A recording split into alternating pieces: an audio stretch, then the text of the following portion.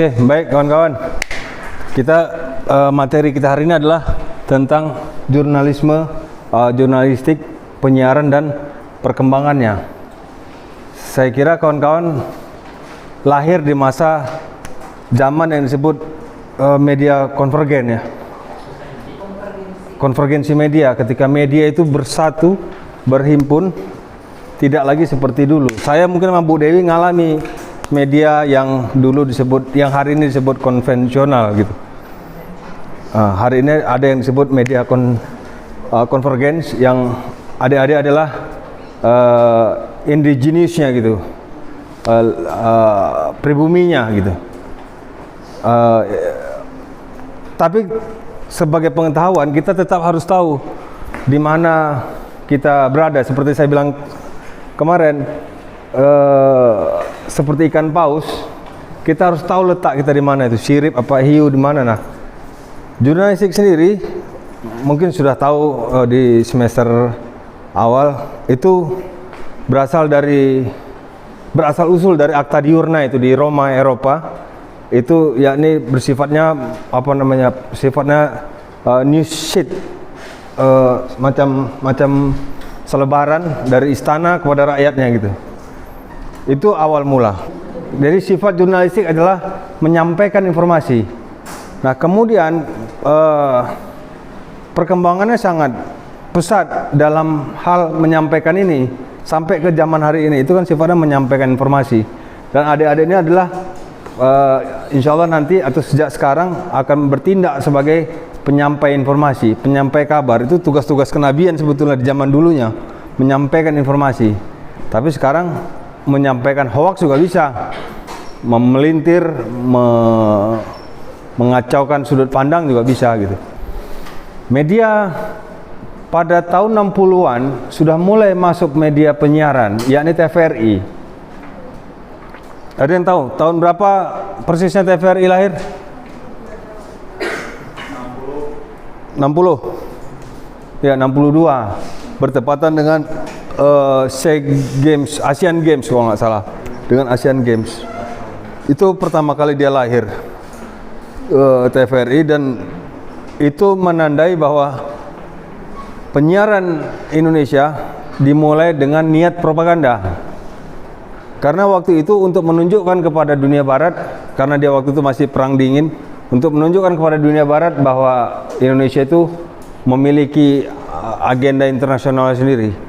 Jadi TVRI sebetulnya stasiun, nanti kok ada kesempatan magang ke TVRI, dia punya peralatan paling canggih seluruh Indonesia ini. Tapi tidak dengan man behind the gun-nya. Dia punya hibah dari Jepang, ya kan, dari Jerman, dari mana-mana, dari Amerika. Dia punya alat itu canggih, alat kamera, tapi tidak dengan mindsetnya. Jadi saya kasih contoh, tahun ini senior saya menjadi direktur pemberitaan di TVRI. Begitu dia masuk TVRI, dia pecat separuh dari seluruh presenter di sana, karena menurut dia apa-apaan presenter banyak betul. Dulu di tempat saya bekerja, stasiun televisi itu nggak lebih dari selusin itu reporter, presenter. Karena dia harus karena gini, logika profit adalah mencari keuntungan. Sementara logika TVRI yang tidak profit, logikanya adalah menyerap pengangguran. Biasanya yang baru-baru tamat, yang ke lapangan. Nah, itu ada bahayanya. Saya sendiri ngalamin bahaya. Kenapa? Karena ketika adik-adik langsung diterjunkan ke lapangan, judgement kalian terhadap sebuah peristiwa itu belum kokoh gitu. Nah, kalau di industri televisi barat yang saya perhatikan, yang baru tamat itu di meja kantor. Sebenarnya apa ya yang buat sebuah berita itu dinilai menarik oleh kalayak? Kadang-kadang ada peristiwa besar di awal di-share di media 1-2 kali, tapi nggak sampai tuntas, udah aja begitu, nggak tahu lagi kabarnya mesti gimana. Iya. Nggak ada update, kan sering kali ya di sering media seperti itu, kayak kasus pelecehan seksual yang pesantren di Bandung. Iya. Itu kelanjutannya kita nggak tahu. Iya, Nggak betul. sampai selesai. Banyak lagi kes-kes saya. Kayak kes Munir tuh Iya. nggak selesai. Kemarin itu ada saya capture, tapi untuk pertemuan kita berikutnya, waktu kasus Sambo menyambo ini, ya kan, itu kan drama seri itu, yang perempuan pasti suka ya kan, mama-mama ya kan, nonton itu tetangganya segala macam. Nah, itu TV News kalau nggak salah, saya capture, tapi untuk pertemuan kita ke depan ini buat ini aja lah. Satu layar ini. Trailer satu layar ini dibelahnya dua. Satu tentang kekalahan MU atau apa gitu ya, lupa saya. Satunya lagi Sambo. Wah, itu saya bilang, ini orang medianya nggak tahu mana yang paling prioritas. Padahal seharusnya dia belajar tentang nilai berita. Kalau dia tahu tentang nilai berita, maka dia nggak perlu tampilkan bola tadi. Karena yang kerja di medianya orang ekonomi, jadi nggak tahu. Iya, itulah semestinya kan dia harus banyak belajar jurnalistik, masuk diklat jurnalistik atau kuliah di jurnalistik sehingga tahu nilai. Makanya awal mula perjumpaan kita kemarin yang saya tekankan adalah nilai. Nanti di ujung kuliah pun kalian, baik dengan saya maupun di semester terakhir di ujung-ujung nanti, pasti nilai juga yang ditekankan. Karena kalau nggak ada nilai, kalian nggak tahu mau ngapain. Kayak orang TV tadi, masa disandingkan Sambo dan ini, padahal segmentasi yang nonton Sambo adalah orang yang berbeda dengan yang nonton bola, dan orang itu nggak akan mungkin bersatu di situ, nggak akan mungkin. Dia akan skip. Wah, bagus aku Metro TV, TV News, atau TV olahraga nih apa ya? Apalah TV olahraga misalnya, apa SCTV atau apa itu yang sering tayangan live bola itu. Jadi nggak bisa, tetap harus ada prioritas, dan prioritas dibimbing oleh nilai berita dan karakter medianya gitu. KM50 itu. Kemarin kan saya minta nonton KM50 kan? Udah nonton? Siapa yang mau bicara tentang KM50? Setelah melihat itunya ya, filmnya. Udah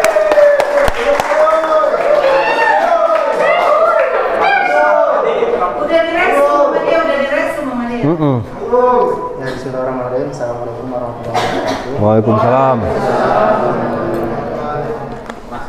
Dari yang udah dilihat oleh kawan semua juga kan, dari kisah KM50 ini tentang ketidakadilan, ya, tentang ketidakadilan, entah itu dari pemerintah atau dari oknum-oknum tertentu gitu. Nah, terus pada saat tanggal 10 November 2020 itu, Habib Rizik datang ke Indonesia. Niat beliau kembali ke Indonesia adalah untuk berjuang bersama, melihat kondisi negeri itu sangat memprihatinkan dan ingin menyelamatkan negeri dari keterpurukan. Nah, niat Habib Rizik ini udah benar-benar kayak kepengen banget buat bisa yang namanya rakyat Indonesia itu bisa menjaga negaranya sendiri gitu. Inginnya tujuan untuk pulang ke Indonesia. Nah, pada saat tanggal 10 November itu 2020 itu seluruh manusia yang ada di Indonesia mungkin pada datang ke Bandara Soekarno-Hatta, ya. Itu benar-benar penuh seluruhnya, dari jadwal penerbangan dan jalan-jalan itu tertutup oleh banyaknya seluruh manusia yang menunggu kehadirannya Habib Rizik. Nah, setelah itu dari Mahfud MD juga berkata kayak Habib Rizik ini pulang ke Indonesia itu adalah haknya dan harus dilindungi. Nah, dari Mahfud MD berkata itu mungkin nggak ada hasilnya gitu ya, nggak ada buktinya gitu kalau Habib Rizik ini dilindungi. Namun pada saat 10 November itu kan waktunya masih COVID ya, dan itu jadi hukum juga gitu. Jadi Habib Rizik itu terkena hukuman karena banyaknya seluruh orang itu di Bandara Soekarno-Hatta. Ya, karena itu melanggar COVID-19 dan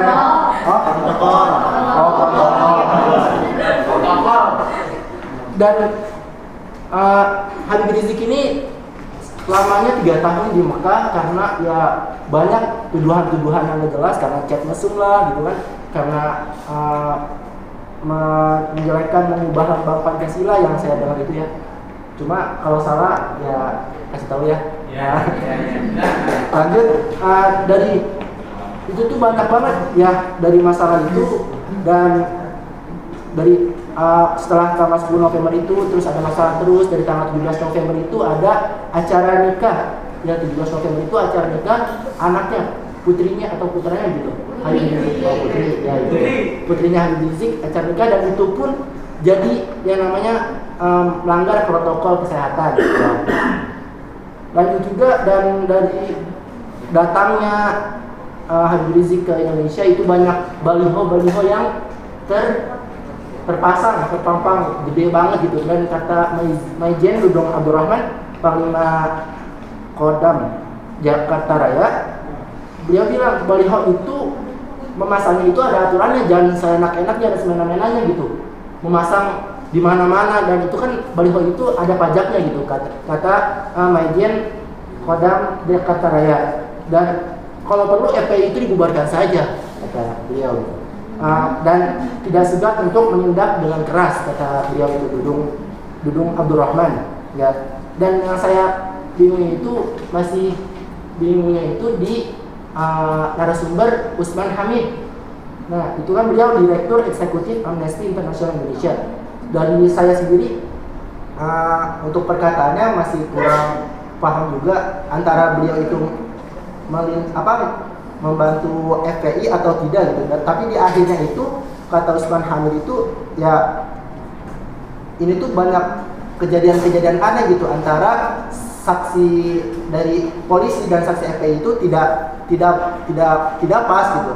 Dan dari sidangnya pun saksi FPI itu tidak didengarkan kayak gitu. Mungkin itu aja sih yang saya tulis juga ya. Terima kasih. Oke, luar biasa menurut saya. Adil lebih banyak menekankan unsur apa ini dalam ini 5W1H? Ketidakadilan, HRS berjuang karena negeri terpuruk, Dudung apa segala macam. Ini bagian apa dari 5W1H? Why? Lebih banyak porsi yang mana dari 5W1H dalam penjelasan Hadi? Motif, lebih banyak explain tentang motif Hadi. Nah, padahal, nah ini juga harus belajarnya, juga kan harus belajar. Film itu membongkar sesuatu, bukan menjelaskan yang sudah terjadi. Ketika kita nonton film itu, wah ini dia gitu. Tanpa nonton film itu, ya kita udah tahu kejadiannya. Ada ketidakadilan, HRS balik karena negerinya begini begitu segala macam. Kita udah tahu, tapi apa yang new dari video itu? Apa pesan yang baru dari gambar itu? Jadi yang saya harapkan adalah, nah tadi kan dari awal saya bilang, saya mengharapkan ada penjelasan how lebih besar. Karena semua ini kita udah tahu. Nanti kalau dalam struktur penulisan berita, ada yang segitiga terbalik, ada yang segitiga biasa. Itu nanti kita bicara dalam di apa namanya, di teknisnya. Tapi ketika kalian menjelaskan unsur ini harus ada dan harus diperbesar yang how-nya. Dia kejadian itu 3 tahun Habib Rizik itu kemudian menetap di Arab Saudi. Kemudian setelah 3 tahun Habib Rizik itu memutuskan pulang ke Indonesia.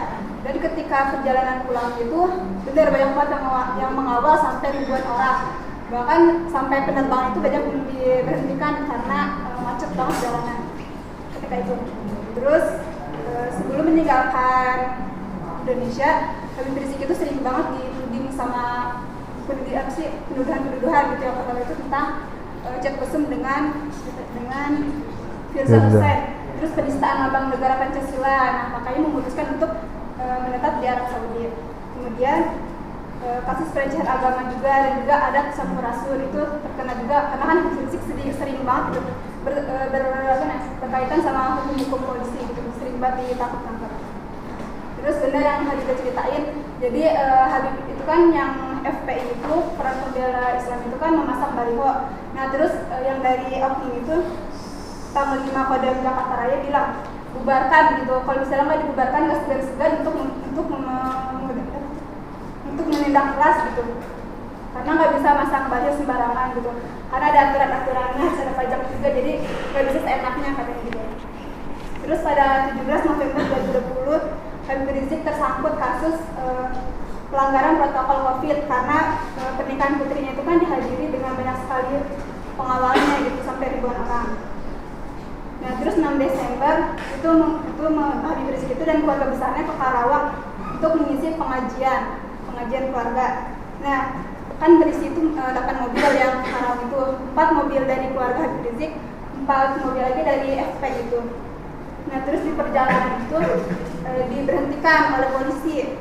Nah konfliknya tuh mulai di sini, di area tol Cikampek kilometer 50. Itu awal tragedi yang merenggut nyawa 6 orang jiwa. Dibunuh ya, jadi itu penembakan oleh polisi. Nah ditelusuri jejak dini masa Reza itu salah satu korban dari penembakan itu.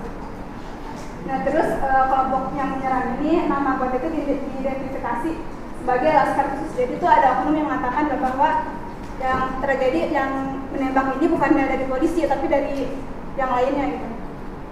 Nah terus kan malam-malam ke Karawangnya. Nah terus ada polisi yang mengklaim mereka menggunakan senjata menyerang polisi. Jadi menurut polisi ini mereka yang menyerang polisinya, bukan mereka yang diserang kayak gitu. Tapi buktinya nggak ada, itu sama sekali nggak ada. Bahkan menurut yang Usman Hamid itu polisi itu menutup semua bukti-bukti, jadi itu nggak ada yang terbuka. Jadi penjelasan yang mereka katakan nggak ada keterangan olah TKP-nya dan lain-lainnya. Terus Usman Hamid mengatakan polisi ini kan penegak hukum. Hukum kalau ingin membuktikan pelanggaran hukum harusnya di pengadilan gitu, nggak bisa di lapangan. Karena kalau misalnya mengeksekusinya di lapangan itu namanya pelanggaran hak asasi manusia. Itu yang dia katakan. Terus menurut Direktur Research Kriminal, dia mengatakan kalau VN yang ditayangkan di situ itu merupakan perencanaan dari orang-orang yang berada di mobil itu yang berangkat ke Karawang. Itu sudah direncanakan sedemikian rupa. Terus mereka malah ngomong katanya kalau misalnya mau ngaji aja gitu, kita nggak akan nyerang apa-apa. Itu mereka katakan, sedangkan dari bukti-bukti yang sudah ada itu bahwa mereka itu diserang, mereka lagi mobil lagi jalan tiba-tiba diberhentikan. Tapi ketika ditanya mereka kenapa gitu alasan-alasannya, mereka malah mengalihkan gitu kalau mereka tuh nggak sama sekali nyerang. Kalau misalnya mau ngaji udah ngaji aja nggak akan dilarang. Di situ konfliknya, jadi ada perbedaan yang sama kelihatan banget gitu antara ini sama ini pendapat ini. Terus Habib Muhammad Hanif gitu ya, mengatakan bahwa dari sebelum pengajian itu udah ada mobil yang ngintai gitu, ngintai rumahnya, jadi dari sebelum kejadian itu tuh udah ada yang ngintai rumahnya, kayak ada satu mobil yang stay di situ dan di dalamnya ada orang, tapi keluarga Habib Rizik itu sama sekali nggak tahu itu mobil siapa karena nggak ada bagian seragam dan lain-lainnya, jadi nggak tahu siapa yang mengintai. Terus ketika memasuki tol layang sempat ada mobil yang mengeluarkan tangan, terus yang itu dari tangan jadi tengah gitu, mengajukan jadi tengah. Lalu kepala kepolisian Metro Jaya Fadil Imran mengatakan diserang dengan menggunakan senjata api dan senjata tajam. Jadi dari pihak kepolisian, kepala kepolisian ini mengatakan bahwa mereka itu diserang dengan senjata api dan senjata tajam. Padahal kan nggak mungkin gitu, kalau secara logika nggak mungkin mau ngaji bawa alat tajam gitu. Terus korban dari penembakan itu ada yang sampai pecah matanya, terus ginjalnya kena jantungnya. Jadi benar-benar banget, bahkan dibilang kan kalau misalnya mau nembak juga sebenarnya kaki gitu, jangan organ-organ yang mematikan. Terus keanehannya lagi, satu polisi yang terdakwa itu tiba-tiba meninggal sebelum kecelakaan, sebelum meninggal karena kecelakaan sebelum persidangan. Itu nggak tahu kan gimana kejadiannya. Terus nggak ada satupun saksi dari FPI yang didengarkan gitu ketika persidangan. Terus dari Kabid Humas Polda Metro Jaya mengatakan apa yang dilakukan polisi pada peristiwa tersebut adalah sudah sesuai dengan standar SOP. Jadi dari pihak kepolisian yang dijadikan terdakwa itu nggak ada yang di penjara ataupun nggak ada yang dapat hukuman gitu. Semuanya dijelaskan. Jadi nggak ada yang terjerat hukuman ataupun apa karena peristiwa itu. Oke.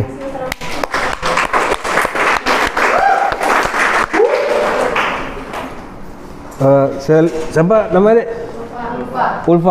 Ulfa banyak how-nya. Saya lihat memang mungkin bisa pelajaran juga kita semua tentang why-nya, deskriptif ya, baliho apa keadilan tadi, dan lebih deskriptif, tapi tidak memakan waktu lebih banyak ketimbang how-nya. How-nya yang harus dieksplorasi. Ya memang seperti itu, harus sebuah laporan, termasuk dokumenter. How-nya yang harus diperdalam. Investigasi, yang disebut investigasi, itu how yang lebih dalam aja itu aja sebetulnya. Dari 5W1H itu how yang dalam. Derajat dalamnya depth reporting dengan investigasi, lebih dalam lagi aja how-nya itu. Gimana dia terjadi, itu aja. Sebab di film dokumenter KM50 semuanya ada di TV kan. Selain how-nya tadi. Pulang dari Mekah, pengajian karena pelanggaran protokol Covid, itu semua ada di TV. Tapi how-nya yang dia eksklusif itu yang nggak ada di media lain. Nah, ketika kita membahas itu, ya itunya yang harusnya kita soroti.